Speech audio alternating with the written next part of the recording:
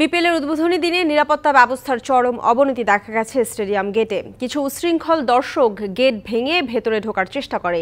এ সময় টিম বাসও আটকে দেয় তারা। পরে আইনশৃঙ্খলা বাহিনী পরিস্থিতি নিয়ন্ত্রণে আনে।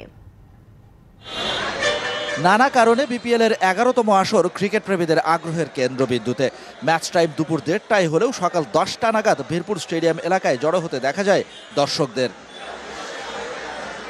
টিকিট প্রত্যাশী দর্শকরা ভিড় জমান স্টেডিয়ামের 2 নম্বর গেটে। যদিও স্টেডিয়ামের কোনো গেট থেকে কখনোই কোনো ম্যাচের টিকিট বিক্রি করা হয় না, তবুও সেই গেটে বিক্ষোভ করতে দেখা যায় দর্শকদের।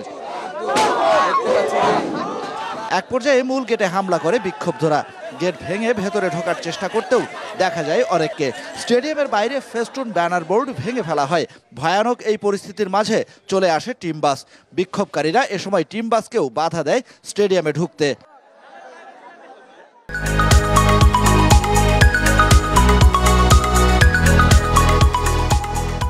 প্রায় ঘণ্টাব্যাপী চলে নারকীয় তাণ্ডব। এ সময় পর্যাপ্ত পুলিশ দেখা যায়নি স্টেডিয়াম এলাকায়। সেই সুযোগটাই যেন নিয়ে বসে উচ্ছৃঙ্খল দর্শক। পরবর্তীতে পুলিশ ও সেনাবাহিনীর সদস্যরা পরিস্থিতি নিয়ন্ত্রণে আনে। তবে এই ঘটনা প্রভাব ফেলেনি মাঠের খেলায়।